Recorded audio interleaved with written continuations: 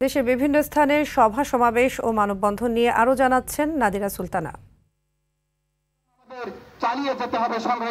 গাইবান্ধার বিলাসী ঘাটে ব্রহ্মপুত্র নদে টানেল নির্মাণের দাবিতে মানববন্ধন করেছেন বিভিন্ন সংগঠনের নেতারা। উত্তরের মানুষের ভাগ্য উন্নয়নে দ্রুত টানেলটি নির্মাণের দাবি জানান তারা।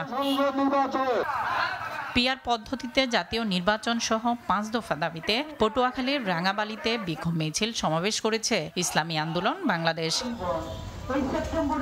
সিলেট সুনামগঞ্জ সড়কে উদ্বেগজনক হারে বাড়ছে দুর্ঘটনা ও প্রাণহানি। তাই নিরাপদ সড়ক ও পরিবহন ব্যবস্থার দাবিতে সুনামগঞ্জে মহিলা পরিষদের আয়োজনে মানববন্ধন অনুষ্ঠিত হয়েছে। এতে বিভিন্ন শ্রেণী পেশার মানুষ অংশ নেন।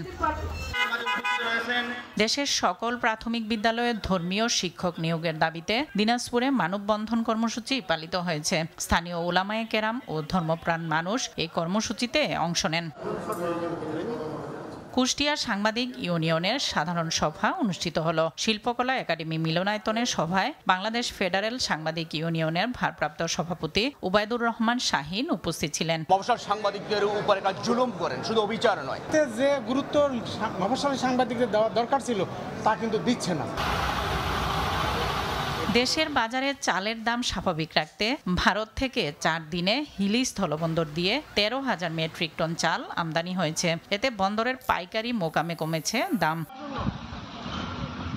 সনাতন ধর্মাবলম্বীদের সবচেয়ে বড় ধর্মীয় উৎসব শারদীয় দুর্গাপূজা উপলক্ষে ব্রাহ্মণবাড়িয়ার আখাউড়া স্থলবন্দর দিয়ে 9 দিন বন্ধ থাকবে আমদানি রপ্তানি কার্যক্রম।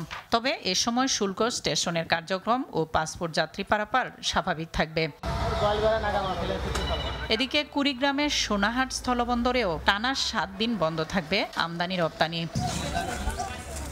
সিরাতুন নবী উদযাপন উপলক্ষে মেহেরপুরের কাংনীর আল মদিনা দাখিল মাদ্রাসায় ইসলামিক কুইজ প্রতিযোগিতা অনুষ্ঠিত হলো।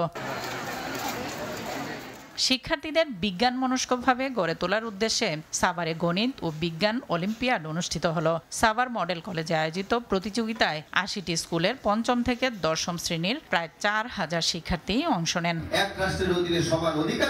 জামাতে ইসলামীর রাজবাড়ী পৌর শাখার কর্মী সম্মেলন অনুষ্ঠিত হলো। জামাতের জেলা আমির অ্যাডভোকেট নুরুল ইসলাম সহ অন্যরা এ সময় উপস্থিত ছিলেন। সাতক্ষীরার তালায় শারদীয় দুর্গাপূজা উপলক্ষে সম্প্রীতি সভায় অংশ নেন জামাতের কেন্দ্রীয় নির্বাহী পরিষদের সদস্য অধ্যক্ষ মোহাম্মদ ইজ্জতুল্লাহ। জয়পুরহাটে শিক্ষক প্রতিনিধি সম্মেলন অনুষ্ঠিত হলো। এতে আদর্শ শিক্ষক ফেডারেশনের জেনারেল সেক্রেটারি অধ্যাপক ABM ফজলুল করিম উপস্থিত ছিলেন।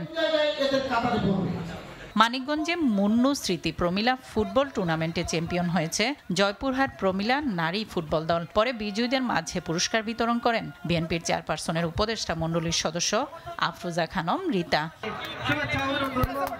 নাদিরা সুলতানা, RTV।